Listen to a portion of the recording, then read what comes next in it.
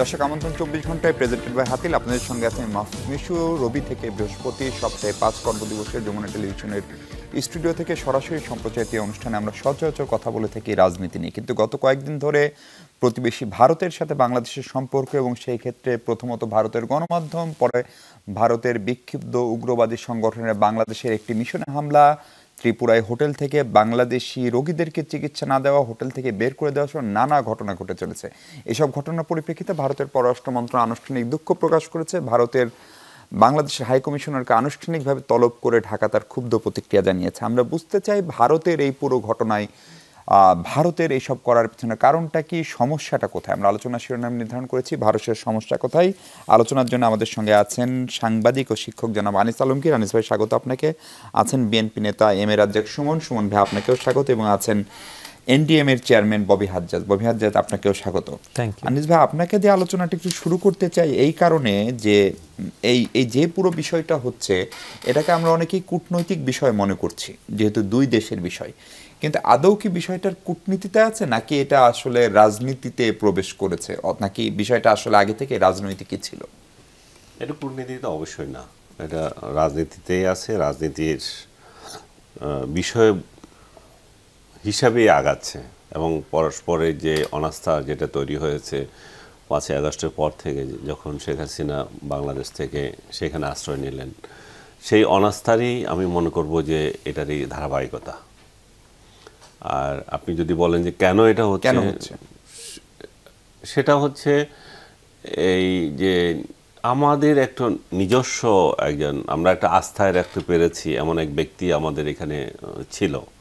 এবং ভারত যদি তার দিক থেকে যদি বলে গত 15 বছর সে এটা এনজয় করছিল, তার কোনো হেডেক ছিল না। সীমান্ত বলো, তারপরে ব্যবসা বাণিজ্য, চিকিৎসা, যেখানে যা ইচ্ছা। ভারত $2 বিলিয়ন বাংলাদেশকে দিয়েছিল।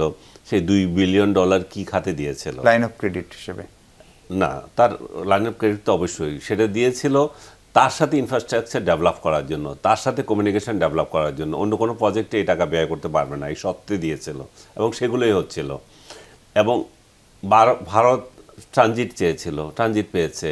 ভারত পায় নাই কি সেটা তো এখন আর কোনো বলা যাবে না, কারণ প্রধানমন্ত্রী নিজেই বলে গেছেন, আমাদের সাবেক প্রধানমন্ত্রী, কি দিই নেই তাদেরকে। তারা আর তা যা দিয়েছি তা আজীবন মনে রাখতে হবে। আমার মনে হয় যে এই ডায়লগ সবারই মনে থাকার কথা। এখন যেহেতু উনি নাই, তাদের মধ্যে এক ধরনের অনিশ্চয়তার সৃষ্টি হয়েছে যে তাহলে এখন কারা আছে। কারণ ইন্টারন্যাশনাল মিডিয়া সহ ভারত যেভাবে বাংলাদেশকে প্রজেক্ট করছে, সেই জায়গায় একটা জিনিস হচ্ছে যে তাহলে এখানে সংখ্যালঘুতে একটা ইস্যু অবশ্যই আছে তাদের দিক থেকে। তারা দীর্ঘদিন থেকে তারা আছে, এবং শেখ হাসিনার আমলেও কিন্তু তারা এক ধরনের তাদের এটা কি বলবো আমি, তাদের যে ইস্যুস ছিল না তা না, স্থানে স্থানে সময় সময় তারা এগুলো বলতো এবং আমরা সেগুলো অ্যাড্রেস করেছি। কিন্তু শেখ হাসিনা যখন চলে যায়, তাদের এই উদ্বেগটা বেড়ে গেছে। এই উদ্বেগ বেড়ে যাওয়ার দুইটা কারণ। একটা হচ্ছে বাংলাদেশে যারা 5 আগস্ট পরবর্তী ক্ষমতায় আসলো, তাদের কি ইন্টারন্যাশনাল মিডিয়া এবং আমাদের কিছু কিছু উৎসাহ এমনভাবে আসছে যে বাংলাদেশে বোধহয় মিলিটান্টরা ক্ষমতায় নিয়ে এনেছে ডক্টর ইউনূসকে সামনে রেখে, এই ধরনের একটা ন্যারেটিভ তারা তৈরি করেছে। এবং আমাদের এখানকারও কিছু মানুষ যারা, বা আমি যদি সরাসরি বলি, আমাদের কিছু মৌলবাদী গোষ্ঠী এমন ভাব দেখাচ্ছে যে তারাই বোধহয় ক্ষমতায় এসেছে। সো এটা যখন, এবং ভারত বিরোধী যে রাজনীতি, আমাদের এখানে ভারত বিরোধী রাজনীতি কিন্তু নতুন না, ভারত বিরোধী রাজনীতি বরাবরই ছিল এবং শেখ হাসিনার আমলও ছিল। বরং আমি, এটা অনেকে হয়তো অবিশ্বাস লাগবে, আমি বলবো যে শেখ হাসিনার আমলে ভারত বিরোধিতা আরো চাঙ্গা হয়েছে, কিন্তু দেখা যায়নি। কেন চাঙ্গা হয়েছে? হ্যাঁ, দৃশ্যমান হয়নি। চাঙ্গা কেন হয়েছে? উনার অতিরিক্ত হিন্দু প্রীতির কারণে, যেটা এখন মমতা ইয়েতে করছে, কলকাতায় করছে, অতিরিক্ত মুসলিম প্রীতি দেখাচ্ছে। এই মুসলিম প্রীতি দেখিয়ে সেখানে হিন্দু জঙ্গি তৈরি করেছে। আর এখানে শেখ হাসিনা অতিরিক্ত হিন্দু প্রীতি দেখিয়ে প্রশাসনের ভালো ভালো জায়গাগুলোতে আমি স্বীকার করি যে এরা আগে বঞ্চিত ছিল, এক সময় অন্য সময় তারা বঞ্চিত ছিল, কিন্তু শেখ হাসিনার আমলে তারা এমন এমন জায়গায় বসেছে, ইভেন মাদ্রাসা বোর্ডের ইয়েও হয় তারা। জি, কিন্তু আনিস ভাই একটা প্রশ্ন আমি শেষ করে দিচ্ছি। এই যে একটা আস্থার যে জায়গাটা ছিল শেখ হাসিনার এই যে আমলটাতে তারা যে এনজয় করেছে, সে এনজয়মেন্টটা হঠাৎ করে তাদের মনে হচ্ছে যে না, আমরা সেই এনজয়মেন্টটা আর পাবো না। কেন পাবো না? একদিক দিয়ে ভারত বিরোধিতা তৈরি হয়েছে, একদিক দিয়ে হিন্দু বিরোধিতা তৈরি হয়েছে, হিন্দু বিদ্বেষ তৈরি হয়েছে। এই বিদ্বেষটা কিন্তু তৈরি করে গেছে আগে, কিন্তু আপনি যদি ওভারঅল চিন্তা করে দেখেন এই আমলে বরং হিন্দুদেরকে প্রটেকশন দেওয়ার যে জিনিসগুলো সেগুলো আর বেশি দেখা যাচ্ছে। জি জি, সুমন ভাই আপনার কাছে একটু জানতে চাই যে আনিস ভাই যেটি বলছিলেন যে ধরেন ভারত এক ধরনের স্বস্তিতে ছিল, মনে হচ্ছে ভারত সে জায়গায় খানিকটা অস্বস্তিতে পড়ছে। ধরেন বিএনপির মতো একটি দল যারা ক্ষমতায় যাওয়ার কথা, নির্বাচনমুখী দল, আমরা যদি একদম 5 আগস্টের আগে পর থেকে তারেক রহমান থেকে শুরু করে মির্জা ফখরুল ইসলাম আলমগীরের কথাবার্তা শুনি, সেই কথাবার্তায় ন্যূনতম ভারত বিরোধিতা বা কোনো ধরনের প্রভোকেশন নেই। আজকেও তারেক রহমান বলেছেন যে আঞ্চলিক উত্তেজনায় সর্বোচ্চ সংযম দেখাতে হবে। ফলে বিএনপি ভারত বিরোধিতার যে রাজনীতি একসময় হয়তো করেছে সেটি অনেকখানি এখন হয়তো আর করে না, বড় দল, দায়িত্বশীল দল হিসেবেই। ভারতের এই ভয় পাওয়ার কারণটা কি? আসলে কি একটা জঙ্গি বা ইসলামিস্ট রাষ্ট্র হিসাবে বাংলাদেশকে দেখানোর একটা অপচেষ্টা বৈশ্বিকভাবেই চলছে? পররাষ্ট্র উপদেষ্টা গতকালকে এরকম একটা আশঙ্কার কথা বলেছেন। ধন্যবাদ। আসলে বিগত সরকারের, ফ্যাসিস্ট সরকারের আমলে আমি বলবো যা যা ঘটেছে সেই ঘটনাগুলোর কতগুলো ঘটনা ছিল আর কতগুলো সাজানো ছিল, সেই জিনিসগুলো এখন আমরা দৃশ্যমান হচ্ছি। এইখান থেকে ভারতের সমস্যা কোথায়, যদি আমি টপিকের একদম মানে প্রথম জায়গাটাতে আসি, ভারতের স্বার্থের সমস্যা। স্বার্থ সংশ্লিষ্ট বিষয়গুলো নিয়ে তারা সন্দিহান। তারা যেরকম ভাই বলেছেনই অলরেডি, এনজয় করার চাইতে সবচেয়ে বড় তারা নির্ভাবনায় ছিল, তাদের দুশ্চিন্তা মুক্ত ছিল তারা, এবং তারা অনেকটা শোষণের যেই রীতি তৈরি করেছিল, এতে তারা অনেকটাই নিজেদেরকে আমাদের চাইতে অনেক সুপিরিয়র বা বলা চলে যে আমাদের শাসক লেভেলের তারা ছিলেন। দেখেন, এই প্রথম আমার মনে হয় গত 18 বছরের ভেতরে ভারতীয় হাই কমিশনারকে বাংলাদেশ পররাষ্ট্র মন্ত্রণালয় ডেকে পাঠিয়েছেন কোনো ব্যাপারে কথা বলার জন্য। ইস্যু যেটা হয়েছে আগারতলা থেকে শুরু করে ত্রিপুরায়, এই ইস্যুটার জন্ম কিন্তু আসলে আরো বেশ কিছুদিন আগে থেকে চলছিল। ভারতের বিভিন্ন গণমাধ্যমে আপনারা নিশ্চয়ই খেয়াল করেছেন, ইস্যু ভিত্তিক, প্রত্যেকটা ইস্যু ভিত্তিক এমনভাবে তারা জিনিসগুলোকে ডায়াগনোসিস না করে, কোনো ধরনের তথ্য প্রমাণ ছাড়াই শুধুমাত্র প্রোপাগান্ডা আকারে অনেক কথা বলেছে। এখন আমি জাতীয়তাবাদী দলের পক্ষ থেকে ছোট একটা কথা বলতে পারি, ভারত বিরোধিতার তো প্রয়োজন নেই। ভারত তো আমাদের প্রতিবেশী রাষ্ট্র। একটা প্রতিবেশী রাষ্ট্রের সাথে সম্পর্ক কখনোই বন্ধুত্বপূর্ণ আছে বলে আমি বহির্বিশ্বের অন্য কোনো দেশে প্রতিবেশী রাষ্ট্রের সাথে দেখিনি। ভারত যদি মনে করে বন্ধু সুলভ আচরণ তাদের যদি প্রথম থেকে থাকতো আমাদের সাথে, তাহলে তারা আমাদের অভ্যন্তরীণ বিষয়ে এত নাক গলানোর তাদের কোনো কারণও ছিল না। তারা গত 18 বছরের মধ্যে এ দেশে তাদের মানে আমি বলবো যে তাদের দৃষ্টির প্রতিফলন ছাড়া তারা আর কিছুই দেখেনি। অসম চুক্তিগুলো যদি এখন ধীরে ধীরে প্রকাশিত হয়ে যায়, তাহলে কিন্তু আমরা বাংলার মানুষ জানতে পারবো, আমরা বাংলাদেশের মানুষ জানতে পারবো যে বিগত সরকার থেকে শুরু করে এই এখন পর্যন্ত যেই চুক্তিগুলো ভারতের সাথে হয়েছে, সেখানে বন্ধুসুলভ চুক্তি আসলে কতগুলো ছিল। প্রভু বা আমাদেরকে পেস্ট করার মতো বা আমাদেরকে ডমিনেট করার মতো চুক্তিগুলো এই সরকার ধরনের অনেক কিছু পর্যালোচনা করছে, অনেক কিছু সংস্কার কমিশন 6টি এবং পরে 3টি 9টি কমিশন করেছে। কোথাও কিন্তু এই চুক্তিগুলো পর্যালোচনা এখনো করা হয়নি, কোনো চুক্তি বাতিলের উদ্যোগ নেওয়া হয়নি। ফলে এটি একটি অন্তর্বর্তীকালীন সরকার, এটি নিশ্চয়ই নির্বাচিত সরকার না, বা তাদের দীর্ঘদিন ক্ষমতায় থাকার কথা না আদর্শ অবস্থায়। ফলে তাদেরকে নিয়ে ভারতের এই মাথা ব্যথাটা বা এই ভয়টা কেন তৈরি হলো? আমি ধরে নিচ্ছি যে আওয়ামী লীগ সব ভারতের স্বার্থই রক্ষা করেছে, তাহলে সেটিকে তো এই সরকার এখনো চ্যালেঞ্জ করেন। সেটি করলে হয়তো পরবর্তীতে নির্বাচিত সরকার যারা আসবেন তারা একটা কথা বলি, চোরের মন পুলিশ পুলিশ বলে একটা কথা আছে, প্রবাদ বাক্য আমাদের। আমরা যা করেছি আমরা তো সেটা জানি। ভারত নিশ্চয় জানে যে তারা কত অসম চুক্তি করেছে, যে চুক্তিগুলো প্রকাশিত হইলে এদেশের জনগণ ভারতকে কখনোই বন্ধু ভাবাপন্ন মনে করবে না। না হলে তাদের এত দুশ্চিন্তা কেন? একটা গভর্নমেন্ট এসছে, সেটা একটা, আমার মনে হয় বাংলাদেশের সামহাও, আমি আওয়ামী লীগকে অস্বীকার করব না, বাংলাদেশের 90% মানুষের সমর্থন নিয়ে একটা সরকার এসছে। এটা কেউ বলতে পারবে না এই সরকারের বিরোধিতা বা এই সরকারের সমর্থন কারো ছিল না। কারণ এই আন্দোলনে, এটা গণ অভ্যুত্থান বা বিপ্লব, গণবিপ্লব বলি আমরা, কারণ ওই দিন 5ই আগস্ট বা 3ই আগস্ট থেকে যারা এই ঢাকা শহরের রাস্তায় ছিল তারা জানে আসলে এদেশে কি ঘটেছে। কোনো কারণ ছাড়া তো আর এই ফ্যাসিস্টের পতন ঘটেনি। ওই সিনারিও যদি মাথায় থেকে থাকে আমাদের, তাহলে আমাদের সত্যটা স্বীকার করে নিতে হবে। আমি অবশ্যই বাংলাদেশের মানুষের মধ্যেই আছে আওয়ামী লীগের সমর্থক বা আওয়ামী লীগ রাজনীতি করেন যারা, তারাই আছেন। আমি তাদেরকে রেখেই বলছি, তাদের ছাড়া বাংলাদেশের কোন কমিউনিটি, কোন রাজনৈতিক আদর্শ বা কোন জাতিগোষ্ঠী এই আন্দোলনের সপক্ষে ছিলেন না? সবাই ছিলেন। সবার আত্মপ্রকাশ ঘটেছে হয়তো বা 5ই আগস্টে, কারণ এক্স্যাক্টলি। তো এইটা যদি হয়ে থাকে তাহলে আমরা কেন এটা, এই সরকারকে কেন সত্যিকার অর্থে একটা মানে জনসমর্থিত সরকার হিসেবে মেনে নিতে পারছি না? ইন্ডিয়ার প্রবলেমটা কোথায়? ভারতের প্রবলেম কোথায় এখানে? জি, একদম। ববি হাজেজা, আপনার কাছে যে প্রশ্নটা প্রথমতই করতে চাই, যে ধরেন ভারতকে আমার মনে আছে যে 2024-এর ইলেকশনের আগে ভারতের পররাষ্ট্র মন্ত্রণালয়, পররাষ্ট্র সচিব বিনয় কোয়ার্তা একটা স্টেটমেন্ট করলেন যে নির্বাচন বাংলাদেশের অভ্যন্তরীণ বিষয়, প্রতিবেশী হিসেবে বাংলাদেশের নির্বাচন নিয়ে তারা অভ্যন্তরীণ বিষয় মনে করে। তো সেটি খুবই ভালো। নির্বাচনের পরেও তারা এরকম মন্তব্য করেছে। কিন্তু যখন চিন্ময় দাস, আমি ধরে নিচ্ছি চিন্ময় দাসকে গ্রেপ্তারের ঘটনা যদি বেআইনিও হয়, যদি তার মানবাধিকারে লঙ্ঘিত হয়, তাহলে সেটিও তো বাংলাদেশের অভ্যন্তরীণ বিষয়, এবং তিনি তো বাংলাদেশের নাগরিক, ফলে সেটিও তো বাংলাদেশের অভ্যন্তরীণ। তাহলে সেটি নিয়ে বক্তৃতা বিবৃতি করতে করতে আজকে পরিস্থিতি যে এই জায়গায় গেল, এটিকে আসলে আমরা কিভাবে সামলাবো, অথবা আমাদের বর্তমান সরকার সেটিকে কি প্রপারলি সামলাতে পারছে?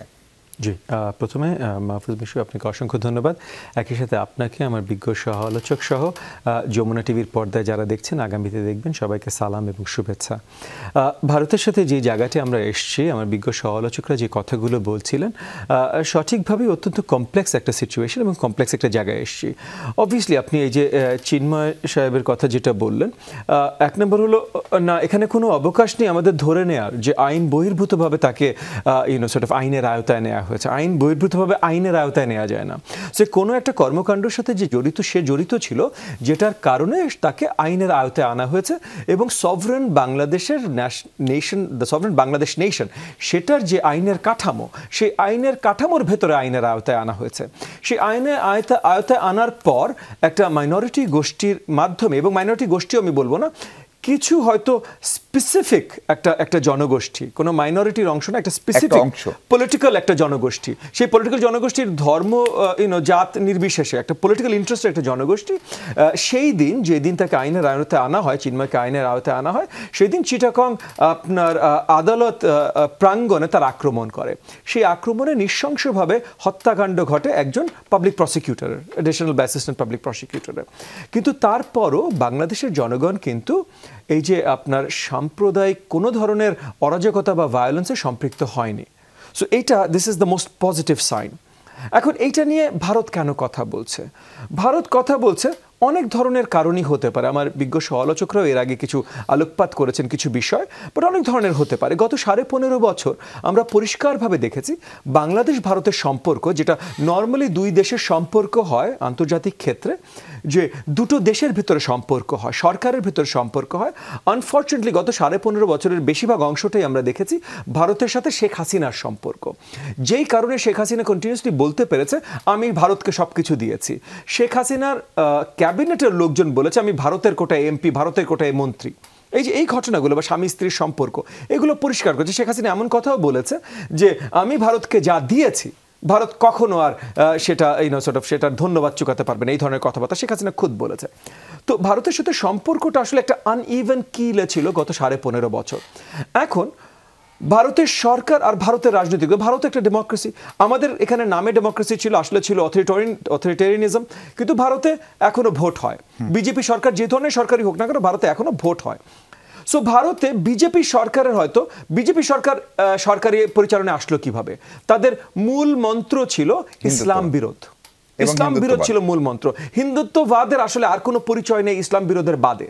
মানে আপনি যদি ভালো করে আরএসএস এর হিন্দুত্বার ডেফিনিশনে একদম কোর প্রিন্সিপালসে যান, আপনি দেখবেন মুসলমান বিরোধ। আজকে বড় বড় যে আপনার কি বলে নাম অট্টালিকা বা যা কিছু দাঁড়া করাচ্ছে ভারতে, যেমন কয়েক বছর আগে মোদী সরকার বল্লভভাই পাটেলের বিশাল একটা স্ট্যাচু দাঁড়া করালো।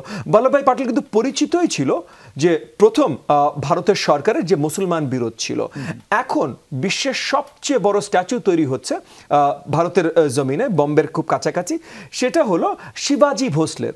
শিবাজি ভোসলে মারাঠা এম্পায়ারের স্টার্টার ছিল, বাট পয়েন্টটা ছিল হলো সে মুঘল বিরোধী ছিল, অরঙ্গজেব বিরোধী ছিল। এবং এখন মিথোলজি যেটা তৈরি করা হচ্ছে এবং গত বিজেপি সরকার যেটা তৈরি করেছে, যে মুসলমান আগ্রাসনের বিরুদ্ধে সবচেয়ে শক্তভাবে যে ওয়ারিয়ার দ্বারা হয়েছিল সেই হিসেবে শিবাজি ভোসলে। সো আপনি বুঝতেই পারছেন যে গত অনেক বছর ধরে ভারতে জোরপূর্বক একটা মিথোলজি পুশ করা হচ্ছে, পুরোটা মুসলমান বিরোধ। বাংলাদেশ মুসলমান মেজরিটি দেশ, তো বাংলাদেশের ভেতরে আমাদের দেশে গত 4 মাসে কোনো ধরনের অরাজকতা হয়নি। অরাজকতা কিন্তু ভারতে হচ্ছে। এই যে গত 2 দিনের ঘটনাও যদি আপনি ধরেন, আগরতলা বলেন, যেখানেই বলেন, বাংলাদেশের কনসুলেট আক্রমণ হয়েছে, মানে ভিয়েনা কনভেনশন থেকে শুরু করে যত ধরনের ডিপ্লোম্যাটিক নর্মস আছে সব ভঙ্গ করে। মানে এর থেকে ছোট কারণে কিন্তু 2 দেশের যুদ্ধ লেগেছে অনেক জায়গায়। কিন্তু এইটা ঘটনা ঘটে গেছে, ভারত সরকার সঠিকভাবে প্রোটেকশন দেয়নি। হ্যাঁ, তারপর ভারত সরকার দুঃখ প্রকাশ করেছে, আমরা এতটুকু অ্যাটলিস্ট সাধুবাদ জানাই। কিন্তু ভারত সরকার আরো শক্ত পদক্ষেপ নেওয়া উচিত ছিল। 7 জনকে আজকে গ্রেফতার করেছে দেখলাম, আজকে করেছে, বাট মেইন প্রোটেকশনটা দেখেন, আমি আপনাকে কিন্তু নিরাপত্তাটা তারা দিতে ব্যর্থ হয়েছে। তারা দিতে পারেনি, একটা আলোচনা দেয়নি, আরেকটা আলোচনা দেখেন, আমাদের সরকারগুলো আর ওয়েস্টার্ন নরওয়ে সুইডেনে যদি এই ঘটনাগুলো ঘটতো, তাহলে হয়তো আমরা ভিন্ন একটা প্রেক্ষাপটে বিভিন্ন একটা আঙ্গিকে দেখতে পারতাম। আমাদের দেশগুলোতে আমরা রায়টসে ব্যবহৃত, আমরা ইউজ টু রাইটস। সো আমাদের আইন শৃঙ্খলা বাহিনীগুলো এগুলোর সাথে ডিল করাতে অলরেডি ব্যবহৃত। সো আগরতলায় এই জিনিসগুলো তাদের ল এনফোর্সমেন্ট বাহিনী জানতো না, ফরেন মিনিস্ট্রি জানতো না, এবং লোকাল আপনার স্টেট গভর্নমেন্টকে বলেনি।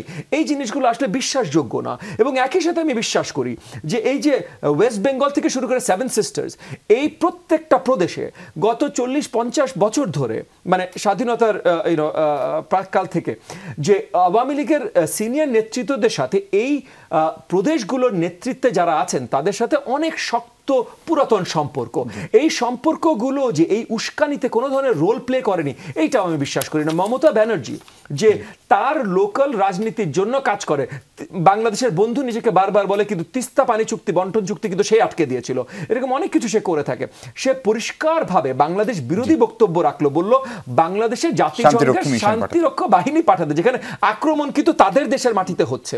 এই ধরনের কথাবার্তা সে বলেছে। এখানে কোনো ধরনের উস্কানি ছিল না, কোনো ধরনের আওয়ামী লীগ কোনো নেতৃবৃন্দের কোনো সাপোর্ট ছিল না, এনথুজিয়াজম ছিল না। এটা আসলে বিশ্বাসযোগ্য বলে আমি মনে করি না। এবং এই জায়গাটাতেই আমি মনে করি যে আমাদের এর জন্য আরো বেশি বিচক্ষণ হওয়া প্রয়োজন। এবং এই যে আমরা সমাধান নিয়ে কথা বলবো, ওই ভাই একটা বিরতি নিচ্ছি। আনিস ভাই, আপনাকে একটা প্রশ্ন রেখে দিতে চাই। ভারতীয় মিডিয়ার ভূমিকা আপনি গত কয়েকদিনে দেখেছেন, এবং এত অপতথ্য, এত মিসইনফরমেশন, ডিসইনফরমেশন, বানানো গল্প, এমনকি একজনকে রোগী সাজিয়ে স্টুডিওতে নিয়ে এসছে, যেখানে দেখা যাচ্ছে ব্যান্ডেজটা হচ্ছে গিট্টু দেওয়া। আমরা ন্যূনতম মেডিকেল সায়েন্সের জ্ঞান যাদের আছে, ডক্টররা এরকম করেন না। ফলে এই অপতথ্যের বিপরীতে বাংলাদেশের মিডিয়ার ভূমিকাকে কিভাবে দেখেন? এবং এখনকার যুদ্ধটা অনেকেই বলছেন, এটাকে যদি আমরা একটা যুদ্ধ ভাবি, এটা war of information, war of media. আমাদের মিডিয়ার কি ধরনের দায়িত্ব পালন করা উচিত? আপনি সাংবাদিকতার শিক্ষকও বটে, সেই বিষয়ে কথা শুনবো দর্শক। তার আগে একটা বিরতি নিচ্ছে, আমাদের সঙ্গে থাকবেন নিশ্চয়ই। দর্শক, বাংলাদেশ ভারত সমস্যা নিয়ে কথা বলছি আমরা। সাংবাদিকতার শিক্ষক ও সাংবাদিক আনিস আলমগীর আছেন আমাদের সঙ্গে। আনিস ভাই, আমি ভারতীয় মিডিয়ার সাম্প্রতিক ভূমিকা নিয়ে জানতে চাচ্ছিলাম। তারা যে কাজটা করছে, আমি খুবই নিশ্চিত যে রিপোর্টার বা যে হোস্ট এটি করছেন তিনিও জানেন তিনি মিথ্যে বলছেন বা মিথ্যা ছড়াচ্ছেন। তার বিপরীতে বাংলাদেশের মিডিয়ার ভূমিকাকে কিভাবে দেখেন, এবং ভারতীয় মিডিয়ার এই ভূমিকার কারণটা কি আসলে মূলত? ভারতীয় মিডিয়া এই ভূমিকা কিন্তু বরাবরই ছিল, এটা কি নতুন না। বাংলাদেশ না, ওরা ইন্ডিয়া, পাকিস্তান এবং পার্শ্ববর্তী আরও যে সমস্ত রাষ্ট্রের সাথে ওদের যা গণ্ডগোল হয়, ওরা সাউথ ব্লক তাদেরকে যা শিখিয়ে দেওয়া হয় সেটাই তারা প্রচার করে। বাংলাদেশে সেটা নেই। বাংলাদেশে কোন টেলিভিশন, কোন পত্রিকা কি নিউজ করবে সেখানে ডিকটেট করা হয় না। কিন্তু আমি নিজের চোখে দেখেছি, ভারত বাংলাদেশের একটা বৈঠক হলো, ওরা নর্মাল ব্রিফিং দিল সবার জন্য, আপনিও হয়তো খেয়াল করেছেন, আবার 2-4টা নিউজ পেপারকে ওরা পার্সোনালি ডেকে নেয়, আলাদা ইন্টারভিউ করে। ওদেরকে আলাদা দিয়ে দেবে। যেমন বাংলাদেশে কিছু হলে আনন্দবাজারকে ডাকবে, জি। কারণ ওরা বাংলাভাষী, ওরা এই অ্যাঙ্গেল থেকে এগুলো যাতে ওদের প্রপাগান্ডা করার সুযোগ পায়। তো তাদের এমএ এত স্ট্রং, এবং তারা তো রাষ্ট্রে অনেক বড় ভূমিকা রাখে, সেটা আপনাকে বলার অপেক্ষা রাখে না। তো তাদের দ্বারা নিয়ন্ত্রিত হয়, এবং সরকার কি চাচ্ছে তারা তাদের আগে নাচে। আমি 2টা পত্রিকাকে শুধুমাত্র গুরুত্ব দিয়ে থাকি সেখানে, একটা হিন্দু আর একটা হচ্ছে ইন্ডিয়ান এক্সপ্রেস। এই 2টা পত্রিকায় আপনি যদি বাংলাদেশিদেরকে আমি অনুরোধ করব, যদি আসলে পড়ার বা দেখার হয়, এই 2টা পত্রিকা আপনারা দেখেন, যদি ইন্ডিয়ান নিউজ দেখার হয়। বাকিগুলো আগে এনডিটিভি দেখতাম, এখনো সেটা নিয়ে নিছে, নরেন্দ্র মোদী কিনে নিছে ওর লোকজন। তো এখন টোটালটা এটা মানে কি বলবো, আবর্জনা ছাড়া কিছুই না, যেটাকে তারা বিদ্রুপ করে গদি মিডিয়া বলে। গদি মিডিয়া বলে। ওরা নিজেরাও এটা ঘৃণা করে, ওরা নিজেরাও এই মিডিয়াগুলোকে একযোগে ঘৃণা করে। তো তারা যাদেরকে বিশ্বাস করে না, তাদেরকে আমাদের কেন বিশ্বাস করতে হবে?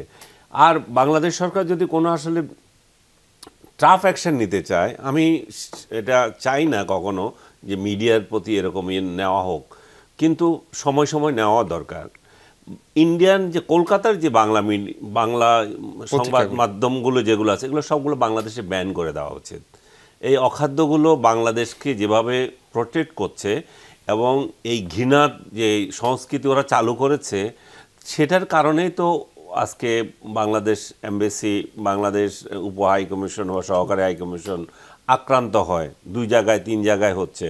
বাংলাদেশ সেটা সতর্ক করেছে, তারপরেও ভারত ব্যবস্থা নেয়নি। আপনারা বলছেন যে কয়েকজনকে তো গ্রেপ্তার করা হয়েছে এবং তারা এটা নিন্দা করেছে, তারা কি এটাকে পরিকল্পিত কিনা সেটা নিয়ে কোশ্চেন উঠছে।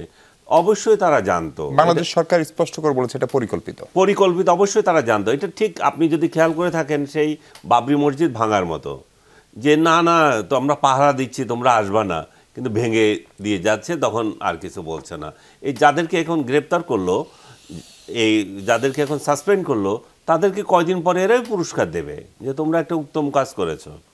তো আমি মনে করি যে এটা বাংলাদেশের সার্বভৌমত্বের উপর তো হুমকি তো অবশ্যই, কারণ সেটা বাংলাদেশ হাউস ছিল যেটা আক্রান্ত হয়েছে। সো এটাকে যখন তারা ইন্টারন্যাশনাল ভিয়েনা কনভেনশন বলেন, যত কনভেনশন বলেন, সবগুলো লঙ্ঘন, এবং সেই লঙ্ঘনের কথা এখন মুখে জাস্ট আইনে একটা গভীর করছে। তো আমি মনে করি যে বাংলাদেশের, আপনি যেটা বলছিলেন, বাংলাদেশের পত্রিকাগুলো কি করতে পারে, আমরা সঠিক তথ্য দেব, আমরা ওদের মতো নোংরা প্রচারণায় আমরা যাব না। কিন্তু বাংলাদেশের আরেকটা জিনিস করতে হবে, যেটা আমরা দীর্ঘদিন থেকে করি নাই, সেটা হচ্ছে ওইখানে যে সংখ্যালঘু নির্যাতন হয়, সেটা কী হারে হয়, সেটা বাংলাদেশের লোকজন জানে না।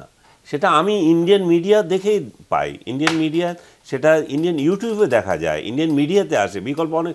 আমি যে 2টা মিডিয়ার কথা বললাম, তারা ছাপে, তারা দেয়, এবং এনডিটিভি এর আগে দিত, ওয়ারও ছাপে মাঝে মাঝে।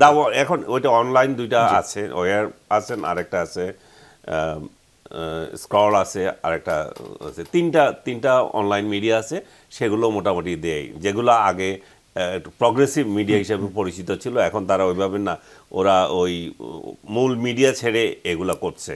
সো আমরা সেগুলো তো ফলো তো করতেই পারি, প্লাস এই যে কাউন্টার হিসাবে ওরা যে কত নোংরা, ওরা যে কিভাবে সেগুলো তথ্য প্রমাণ দেশের মধ্যে কিভাবে সংখ্যালঘু নির্যাতন করছে, এবং তাদের ওই নির্যাতনকে ঢাকার জন্য যে বাংলাদেশ সহ অন্যান্য দেশকে টার্গেট করছে। ওরা দীর্ঘদিন থেকে পাকিস্তান কার্ড খেলছিল, এখন সেটা আর চলছে না, এখন আরেকটা দেশ দরকার, এটা বাংলাদেশ কার্ড তারা খেলবে। এবং বাংলাদেশ কার্ড খেলে তাদেরকে, আপনি বলছেন যে লাভটা কি? লাভটা হচ্ছে যে ওয়েস্ট বেঙ্গলে বিজেপি বিধানসভার নির্বাচনে সামনে বিধানসভা এটা দখল করা, মমতা কেন আরো 1 ডিগ্রি এগিয়ে সেগুলো বলছে কাউন্টার করার জন্য। তার মানে তাদের অভ্যন্তরীণ রাজনৈতিক স্বার্থেও বাংলাদেশের মানুষ, আমাদের আত্মসম্মান, সার্বভৌমত্ব সবকিছুকে ব্যবহার করার চেষ্টা করা হচ্ছে। সুমন ভাই, আপনার কাছে একটা প্রশ্ন হচ্ছে যে আমরা খোঁজ পেয়েছি যে সাম্প্রতিক সময় বিএনপির একটি প্রতিনিধি দল ভারতে গিয়েছিলেন, বিজেপির প্রধান অমিত শাহ সঙ্গে দেখা সাক্ষাৎ হয়েছে, এবং ভারতের সঙ্গে বিএনপির বন্ধু রাষ্ট্র হিসেবে একটা ন্যূনতম যে স্বাভাবিক সম্পর্ক, সেটা বিএনপি রাখতে চায়, যেটি তারেক রহমান মির্জা ফখরুল তাদের কথা থেকে স্পষ্ট। সেটি যেমন সত্য, আবার পাশাপাশি এই সমস্ত ঘটনায় নিশ্চিতভাবে দল হিসেবে বিএনপিও সন্তুষ্ট না, বা বিএনপিরও যে আক্ষেপ আছে সেটিও আজকে রুহুল কবির রিজভী স্পষ্ট করেছেন। প্রশ্নটা হচ্ছে, যদি সাম্প্রদায়িকতা ইস্যুটা হয়, এটা খুবই আসলে বিপজ্জনক ইস্যু, এবং আমাদের মতো একটি দেশ যেটি সাম্প্রদায়িক সম্প্রীতির দেশ, সেই দেশকে নিয়ে এরকম একটা সাম্প্রদায়িক হিসেবে গ্লোবালি পোর্ট্রে করার একটা ভয়ঙ্কর চেষ্টা চলছে। এখন আপনার সংগঠন আছে প্রত্যেক ইউনিয়নে, সেটি আপনারা প্রতিরোধ করার জন্য জনসম্পৃক্ত কোনো কর্মসূচি নেবেন কিনা এবং দেশকে ঐক্যবদ্ধ করবেন কিনা? বিষয় আমি আপনার প্রসঙ্গে আসবো, তার আগে ছোট্ট চিন্ময় দাস সম্বন্ধে ছোট্ট একটা ইনফরমেশন দিয়ে রাখি। 5ই আগস্টের এই বিপ্লবের পরে চিটাগং নিউ মার্কেট এরিয়াতে একটা সিম্বলিক আমাদের ন্যাশনাল ফ্ল্যাগ উড্ডয়ন করা হয়েছিল, যেটা এই সমন্বয়ক বলবো না, শুধু সমন্বয়ক না, জনসাধারণ মিলেই করেছিল। এই অক্টোবরে এসে 7ই অক্টোবরে মোস্ট প্রবাবলি, আমার একটু ডেট এদিকে ওদিক হতে পারে, এইখানে কিন্তু এই ইসকন গ্রুপের একটা বিশাল গ্যাদারিং থেকে এই আমাদের ন্যাশনাল ফ্ল্যাগের উপরে একটা গেরুয়া পতাকা তারা স্থাপন করে। এবং সেই দিন কোনো একটা কারণে আমি চিটংয়ের পুলিশ অফিসারদের সাথে ছিলাম, তখন আমি জানতে পারি যে দেশদ্রোহিতার যেই ক্যাটাগরি আমাদের আইনে আছে, সেই প্রত্যেকটা আইন ভঙ্গ করেই জিনিসটা করা হয়েছে। তো চিন্ময় দাসের কিন্তু আসলে দেশদ্রোহীর মামলা তখনই রুজু হয়ে গিয়েছিল। এখন তাকে গ্রেপ্তারের পরে যে ইস্যুগুলো করা হচ্ছে, এটা সম্পূর্ণই ইস্যু ভিত্তিক, এটার একটা দুর্বিষলক কোনো ধরনের কোনো প্ল্যানই আছে। এখন আমি আমাদের কর্মকাণ্ডের কথা বলি। গতকালকে আজকে আমাদের প্রত্যেকটা ওয়ার্ডে, আপনি ইউনিয়ন ভিত্তিক বলেছেন, আমাদের আসলে ওয়ার্ডে পর্যন্ত কমিটি আছে, প্রত্যেকটা ওয়ার্ড থেকে আমাদের কর্মসূচি ঘোষণা করা হয়েছে, বিক্ষোভ মিছিল হয়েছে এবং প্রতিবাদ লিপি সব জায়গায় পাঠানো হয়েছে।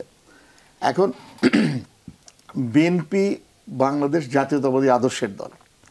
বিএনপি কখনোই বন্ধু রাষ্ট্রের সাথে, আমাদের ম্যাডাম অনেক আগেই বলেছিলেন, আমাদের প্রভুর দরকার নাই, আমাদের বন্ধুত্বের দরকার আছে। তো প্রভুসুলভ আচরণের কারণে আজকে আমাদের দেশের আপামর জনসাধারণে আসলে এন্ট্রি ইন্ডিয়ান হয়ে গেছে বলেন, বা ইন্ডিয়া বিরোধী হয়ে গেছে। সংখ্যালঘুর কার্ড ছাড়া এই মুহূর্তে আসলে ইন্ডিয়ার কাছে আর কোনো কার্ড নাই। তারা নিজ দেশেও সংখ্যালঘুর কার্ড খেলছে। সেটাই এখন বাংলাদেশে কিভাবে প্রবর্তিত করা যায়। বাংলাদেশে আমরা এই 54 বছরের স্বাধীনতার, আমরা যেভাবে রিলিজিয়াসলি যত ঘনিষ্ঠভাবে আমরা বড় হচ্ছি, বা আমাদের কমিউনিটিতে আমরা কখনো এই বিভেদটা ছিল না, সেই বিভেদটাকেই এখন উস্কাই দেওয়ার জন্য তাদের ওইখানকার এলিমেন্টসগুলোই আমাদের মধ্যে জাস্ট পুশ করা হচ্ছে। মৌলবাদী কথাটা যদি আমাদের ইসলামিক আন্দোলনকৃত বা ইসলামিক দলগুলোর জন্য হয়, তাহলে কি সেইভাবেই ইন্ডিয়ার যে রাজনৈতিক দলগুলো আছে, সেটা আপনি আরএসএস বলেন, ক্ষমতাসীন কথার আমি আসছি, ওদের থেকে তো তাদের জন্ম, তাহলে সেইখান থেকে যদি এসে থাকে, তাহলে তাদেরকে কেন আমরা বলছি না যে তারা ধর্মভিত্তিক এবং উগ্রপন্থী তারা দল? তো তাদের এজেন্ডা বাস্তবায়ন করার জন্য বাংলাদেশের মাটি তো কখনোই ব্যবহৃত হতে পারে না। বাংলাদেশে বলা হচ্ছে সংখ্যালঘু, আমরা কিন্তু আসলে আমাদের ছাত্র জীবন থেকে বা আমাদের বেড়ে ওঠাতে সংখ্যালঘু কিন্তু আমাদের কাছে কেউ ছিল না। আমরা কি জানতাম? আমরা রিলিজিয়াসলি কেউ কোনো রিলিজিয়াসের অধীনে আছি, এটুকুই। এই ডিভাইডেড অ্যান্ড রুলটা কিন্তু এত বেশিভাবে এখন প্রকট আকারে করা হচ্ছে, সেটা তাদের ভালোর জন্য, তাদের স্বার্থে, এবং আমাদের ঐক্যটাকে নষ্ট করার জন্য। এর বাইরে আর কোনো কিছু নেই। আমাদের এই ঐক্যটা নিয়ে ববি ভাই যখন কথা হচ্ছে, তখন আমরা দেখলাম যে ধরেন মমতা ব্যানার্জি কট্টরভাবে নরেন্দ্র মোদী বিরোধী, কিংবা ভারতের অন্যান্য সব রাজনৈতিক দল যখন ভারতের প্রশ্ন আসে, ভারতের বেশিরভাগ মিডিয়া তারা অভিন্ন সুরে কথা বলে। আমাদের যে সেই রাজনৈতিক ঐক্যটা আমরা 52 বছরে বৃহত্তর অর্থে করতে পারিনি, সেটি নিশ্চিতভাবে আমাদের ব্যর্থতা, এবং ভারত সেটি জানো। আজকে প্রধান উপদেষ্টার সঙ্গে যখন ছাত্র নেতৃবৃন্দ দেখা করতে গিয়েছেন, তিনি আবারও একটি জাতীয় ঐক্যের ডাক দেবেন। আপনার কাছে কি মনে হয়, এই সংকটময় মুহূর্তে আমরা সব বিভেদ ভুলে ঐক্যবদ্ধ হতে পারবো? জি, ফার্স্ট অ্যান্ড ফরমোস্ট আমি বিশ্বাস করি যে আমরা ঐক্যবদ্ধ হতে পেরেছিলাম এবং ছিলাম বলেই আমরা শেখ হাসিনার এই অটোক্রেটিক গভর্নমেন্টকে সরাতে সক্ষম হয়েছিলাম। একটা বড় দাগে আমরা আলোচনায় আসতেই পারি যে গত 20-30 বছর অনেকভাবেই আমরা একত্রিত হতে পারিনি, ঐক্য তৈরি করতে পারিনি, কারণ শেখ হাসিনা মাঝখানে একটা বড় ফ্যাক্টর ছিল। এবং শেখ হাসিনা কি কারণে, কিভাবে, কি ফ্যাক্টর ছিল, এটা জুলাই আগস্ট আন্দোলনে, মানে রাজনীতিতে আমরা যারা ছিলাম, আমার বিজ্ঞ সমালোচক যারা আছেন, আমাদের কাছে হয়তো অনেক আগে থেকেই পরিষ্কার ছিল, কিন্তু আপামর জনসাধারণের কাছে এই জুলাই আগস্টের আন্দোলনে যে ফাইনালি পরিষ্কার হয়েছে শেখ হাসিনা আসলে জিনিসটা কি, বস্তুটা কি ছিল। সো এই যে জাতীয় ঐক্য তৈরি করতে না পারার একটা বড় অংশে আপনার একটা বড় ইম্প্যাক্ট রেখেছিল শেখ হাসিনা এবং শেখ হাসিনার আওয়ামী লীগ। ঐক্য আমাদের ছিল, আমাদের এখন থাকবে, আগামীতেও থাকবে। ভারতের ঐক্য নিয়ে যদি আমরা কথা বলি, এগেন আমি ভারত নিয়ে বেশি কথা বলতে চাই না, কারণ ভারত আমাদের জন্য অত্যন্ত গুরুত্বপূর্ণ যে ভারত আমাদের বন্ধু রাষ্ট্র থাকুক। প্রবলেমটা হচ্ছে যে বারবার ভারতের সরকার পরিচালনায় যারা আছেন তারা ভুলে যাচ্ছেন যে তাদের জন্য অত্যন্ত গুরুত্বপূর্ণ যে বাংলাদেশ তাদের বন্ধু রাষ্ট্র থাকুক।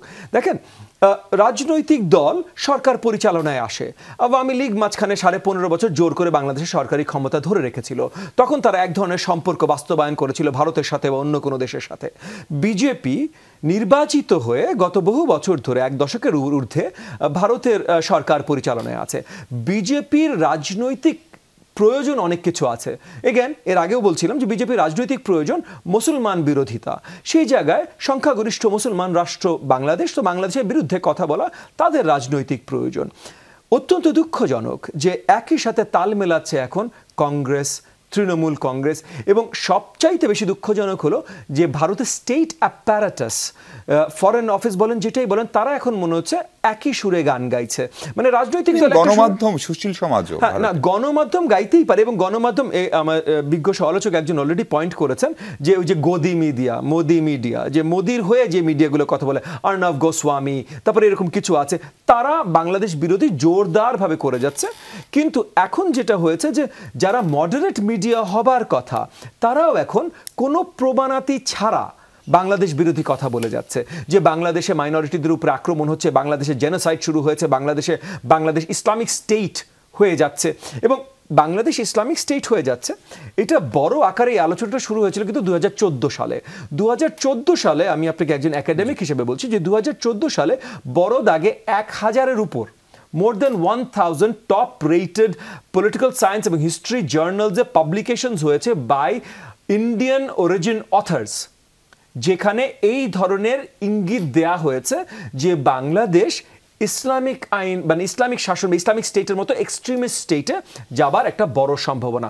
2014 সাল থেকে এই ধরনের একটা শক্ত প্রচারণা শুরু হয়। এখন 2014 সালে আর কি হয়েছিল যদি আমরা একটু খুব কাছ থেকে তাকাই, তাহলে দেখবো যে বিজেপি সরকার ওই সময়টাতে ভারতের সরকার পরিচালনায় আসে। এইখানে একটা শক্ত কিন্তু আপনার কোরিলেশন আছে, দীর্ঘমেয়াদী পরিকল্পনার মতো। হয়তো পরিকল্পনা, বা ওদের আসলে হয়তো দীর্ঘমেয়াদী ওদেরও পরিকল্পনা না, ওরা এই জিনিসটা যে এইভাবে করে, ওদের কাজই মুসলমান বিরোধ। তো মুসলমান বিরোধ যদি কাজ, সরকারের ক্ষমতায় যেহেতু এসেছে এবং মোদি যেভাবে এসেছে, মানে এর আগে যখন এসেছিল, আগের বার যখন বিজেপি সরকার এসেছিল, তারা কিন্তু মডারেট সরকার ছিল। বিজেপি জন্ম দিয়েছে আরএসএস, মানে এক্সট্রিমিস্ট হিন্দুত্বা, কিন্তু এর আগের বিজেপি সরকার মানে 90s অটল বিহারী বাজপেয়ী সরকার, সেটা মডারেট সরকার ছিল। কিন্তু মোদির সরকার আসার কারণটাই হলো যে এটা অ্যাকচুয়াল আরএসএস এর বিজেপি রূপ নিয়ে আসবে। সো সেই জায়গা থেকে তারা প্রথম থেকে শুরু করেছিল এই কাজটা। এবং আপনি যদি একটু ভালো করে তাকান, তাদের এই হিন্দুত্ব এক্সট্রিমিজমের জন্য গত 11-10 বছরে বিজেপি সরকার তাদের যত নেইবারহুড বন্ধু আছে, মানে বারবার করে কিন্তু মোদি ফরেন পলিসি ছেড়েছিল, look east policy, neighbourhood first policy, যেখানে পয়েন্টটাই ছিল যে নেপাল, শ্রীলঙ্কা, বাংলাদেশ, এই দেশগুলোর সাথে বন্ধুত্ব আরো বাড়াবে। আলটিমেট রেজাল্টটা কি হয়েছে? সেটি ব্যর্থ হয়েছে, প্রত্যেকটা জায়গায় ব্যর্থ হয়েছে। ফাইনালি বাংলাদেশের সাথে খুব খারাপভাবে সম্পর্কচ্যুত হলো। তো এখন তারা মানে হয় না যে ভুল করলে মানুষ প্রথমে ডিনায়ালে বসবাস করে এবং পরে যে তারা একটা আত্মইশাতে আসে, কিন্তু এখন তারা ডিনায়ালে আছে এবং তারা জোরপূর্বক এই ডিনায়ালটা পুশ করছে যে দোষ সব আমাদের এবং আমাদের এখানে মাইনরিটির উপরে আক্রমণ হচ্ছে কোনো প্রুফ ছাড়া। ববি ভাই, কিন্তু এই ভারতের এই ধরেন পরিকল্পিত অথবা অপরিকল্পিত প্রচারণা বলি, অথবা মুসলিম বিরোধী, বাংলাদেশ বিরোধী প্রচারণা বলি, এইটার একটা বৈশ্বিক ইম্প্যাক্টও হওয়ার কথা এবং সেটা নেতিবাচক। এর মধ্যে আমরা ব্রিটেন অল পার্টি পার্লামেন্টারি গ্রুপের যে বিবৃতি সেটি দেখেছি, বাংলাদেশ সরকার বলছে সেটিকে একপেশে, এবং এ ধরনের আরো আন্তর্জাতিক অঙ্গনে ভারতের ভালো স্টেক আছে, তার বিপরীতে আমরা কি করতে পারি? কারণ এখনকার এই লড়াইটা আসলে অসম লড়াই হয়ে যাচ্ছে। আমাদের ইংরেজি মিডিয়া নাই, আমাদের লোকজন ফেসবুক ব্যবহার করে, গ্লোবালি বেশি রিচ হচ্ছে টুইটারের, ফলে সেই জায়গাগুলোতে আমাদের রোল কি হতে পারে সেটা নিয়ে আমরা আলোচনা করব। তার আগে একটা বিরতি নিই, দর্শক আমাদের সঙ্গে থাকবেন নিশ্চয়ই। দর্শক স্বাগত আরেকবার। ভারতের সমস্যা কোথায় বাংলাদেশ প্রসঙ্গে কথা বলছি আমরা। ববিহাত জাদ, আপনি যদি একটু ছোট্ট করে বলেন, এই যে আন্তর্জাতিক একটা প্রভাব রয়েছে ভারতীয় গণমাধ্যমের এইসব উপস্থিতির, এবং আমাদের মাথায় রাখতে হবে যে ভারতীয়রা ব্রিটেনের প্রধানমন্ত্রী হন কিংবা মার্কিন যুক্তরাষ্ট্রের ভাইস প্রেসিডেন্ট হন, হোয়াইট হাউস থেকে শুরু করে বিভিন্ন জায়গায় তাদের একটা উপস্থিতি রয়েছে, ফলে আমরা এরই মধ্যে তার কিছু প্রভাবও সম্ভবত দেখছি। পশ্চিমা মিডিয়াগুলো বিবিসি থেকে শুরু করে তারাও একইভাবে পোর্ট্রে করার চেষ্টা করছে। অল পার্টি পার্লামেন্টারি গ্রুপ একটি বিবৃতি দিয়েছে যে বাংলাদেশ একটি ইসলামিস্ট রাষ্ট্রের দিকে ধাবিত হচ্ছে কিনা। ফলে এই জায়গাগুলো আমরা কিভাবে মোকাবেলা করব? ফলে আমরা টকশো করা বা দেশের ভিতরে ঐক্য থাকার পাশাপাশি বৈশ্বিকভাবে নিজেদের গ্লোবাল একটা কনসেনসাস তৈরি করতে হবে বাংলাদেশি এক্সপার্টসদের ভেতরে এবং বাংলাদেশি একাডেমিক্সদের ভেতরে, বাংলাদেশি ইংলিশ স্পিকিং বা মানে আপনার গ্লোবাল লেভেলে জার্নালিস্ট বা থট মানে সর্ট অফ লিডার্স যারা আছে তাদের মাধ্যমে একটা কনসেনসাস তৈরি করতে হবে। যেটা হয়েছে যে আপনি ব্রিটেনে অল পার্টির কথা বললেন, গত বহু বছর ধরেই ব্রিটেনে যে বাংলাদেশ ককাস যেটা আছে, ইংল্যান্ড আমেরিকাও যেটা আছে, এই দুটোতেই আওয়ামী লীগের খুব শক্ত সম্পর্ক। ব্রিটেনের পার্লামেন্টে শেখ হাসিনার ভাগ্নি খোদ আছে, সো মানে আওয়ামী লীগ ব্রিটেনের পার্লামেন্টে আছে, সেই জায়গা থেকে তাদের কি এফেক্টটা থাকতে পারে। British media, American media, CNN বলেন, যেগুলো বলেন, এগুলোতে অনেক আগে থেকে আওয়ামী লীগের একটা সম্পর্ক আছে। রাইট নাও ডিসিতে মানে এই যে নির্বাচন, আমেরিকান প্রেসিডেন্সিয়াল নির্বাচন শেষ হওয়ার 2-1 সপ্তাহ আগে একটা বড় টুইট করলো ট্রাম্প সাহেব, 2-3 দিন আগে, অল্প কয়েকদিন আগে, জি 2-3 দিন আগে একটা বড় টুইট করলো ট্রাম্প সাহেব। সেটাও আমরা পরিষ্কার জানি কোন লবিস্ট ফার্ম মাধ্যমে পুশ করা হয়েছে, ওই লবিস্ট ফার্মটা আওয়ামী লীগ হায়ার করেছে, কবে হায়ার করেছে, সো এই সবগুলো পরিষ্কার। সো আওয়ামী লীগের একটা বড় প্রচেষ্টা আছে অনেক দিন ধরে গ্লোবাল মিডিয়াতে, গ্লোবাল ফোরামসে এক ধরনের বাংলাদেশ সম্বন্ধে ন্যারেটিভ পুশ করা। এবং একই সাথে গ্লোবাল মিডিয়াতে যদি আসি, সবচেয়ে বেশি আলোচনা তৈরি করে ভারতের মিডিয়া। ভারতের মিডিয়া ইংরেজি স্পিকিং, ভারতের একাডেমিক্স, ভারতের জার্নালিস্ট, তারা গ্লোবাল মিডিয়ার সাথে কথা বলে। আমাদের দেশ থেকে সম্মিলিত এই ধরনের প্রচেষ্টা আমরা করিনি। আমাদের দেশে কিন্তু এই ধরনের এক্সপার্টস, থট লিডার্স, ইনফ্লুয়েন্সার্সের কমতি নেই যারা আমাদের দেশের মানে সর্ট অফ অরিজিন, কিন্তু তাদেরকে আমরা রিচ আউট করি না। আমি আশা রাখবো এর আগের কোনো সরকার যেভাবে করেছে সেভাবে না করে আমাদের অন্তর্বর্তীকালীন সরকার এখন যারা আছেন তারা যদি দায়িত্ব নিয়ে এদের সবাইকে দাওয়াত জানান এবং এদের সবাইকে একত্রিত করেন এবং আপনাদেরকেও যে লোকাল মিডিয়া যারা আছে তাদেরকেও অভিভূত করেন এবং একসাথে নিয়ে এমন একটা প্রচেষ্টা শুরু করেন যেখানে গ্লোবাল মিডিয়াতে আউটরিচটা আমাদের শুরু হয়, তাহলে খুব বেশি সময় হয়তো লাগবে না। বাস্তব সত্য, কারণ ফ্যাক্টস কিন্তু সত্য কিন্তু আমাদের পক্ষে, তো এই সত্যটার প্রচার জাস্ট আমাদের প্রচেষ্টা যদি ঠিক হয় আমার মনে হয় খুব বেশি সময় লাগবে না। শুনুন ভাই, আপনার কাছে যে প্রশ্নটা সেটা হচ্ছে যে ধরেন আওয়ামী লীগ যেভাবে আওয়ামী লীগের পতন হলো এবং দীর্ঘদিন তারা ক্ষমতায় ছিল, প্রচুর টাকা পয়সা তাদের হাতে এখনো থাকার কথা বা আছে, ফলে একটা ষড়যন্ত্র চক্রান্ত সেটি হওয়ারই কথা, যেটি আপনারা আগে থেকেই বলে আসছিলেন, অন্তর্বর্তীকালীন সরকারও বলছে। এই ঘটনাগুলো যদি সেটির অংশও হয়, যেটা আপনি একটু আগে বলছিলেন, তাহলে সেটি মোকাবেলার জন্য যথাযথ কৌশল কি আমরা নিতে পারলাম, অথবা সরকার কি পারলো, বিএনপি কি পারলো, দেশের বুদ্ধিজীবীরা কি পারলো? আমরা আমাদের ইতিহাস থেকে অনেক কিছু শিখেছি বলে মনে করি, আমরা কিন্তু ভুলে যাই। 1971 সালে যখন মুক্তিযুদ্ধ হয়েছিল তখন কি বাংলাদেশের আপামর জনসাধারণ যুদ্ধ করেছিল? না কোনো একটা কমিউনিটি, না কোনো একটা রাজনৈতিক দল, না কোনো কিছুই ছিল না। এই 5ই আগস্টের যেই আন্দোলন, এটার 1 জুলাই থেকে যেটা শুরু হয়েছিল, ধীরে ধীরে সম্পৃক্ত হতে হতে কিন্তু এই দুই দেশের আপামর জনসাধারণ সম্পৃক্ত হয়েছে।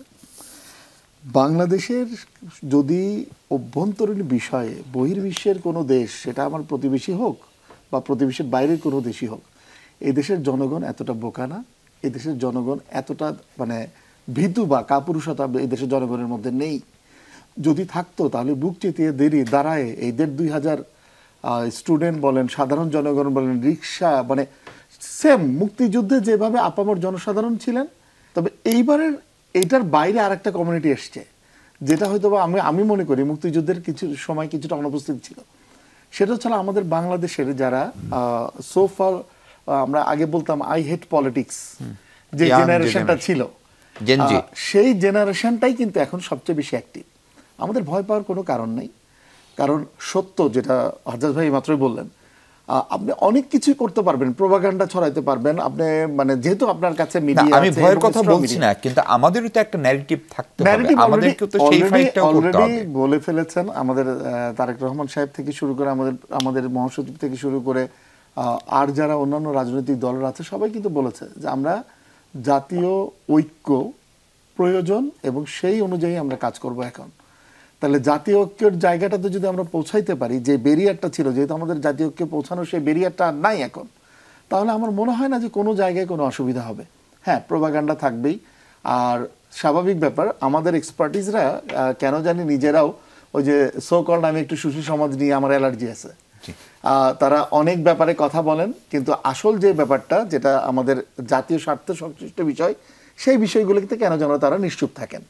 তা আমি আসলে তাদেরকে আহ্বান জানাবো যদি সবার অ্যাক্টিভ হতে হবে। এক্স্যাক্টলি, জি জি, একদম শেষ সময় আমরা আনিস ভাই আপনার কাছে আমার শেষ প্রশ্ন হচ্ছে, আজকে ভারতীয় হাই কমিশনার প্রণয় ভার্মাকে তলব করা হয়েছিল, এবং সাম্প্রতিক সময় আপনি যদি বাংলাদেশের পররাষ্ট্র মন্ত্রণালয়ের স্টেটমেন্টগুলোর ভাষাও একটু খেয়াল করেন, ভারতকে বা উদ্দেশ্য করে, এটি আমাদের অভ্যন্তরীণ বিষয়, ফলে একটু শক্ত এবং পেশাদার ভাষা আমরা দেখতে পাচ্ছি।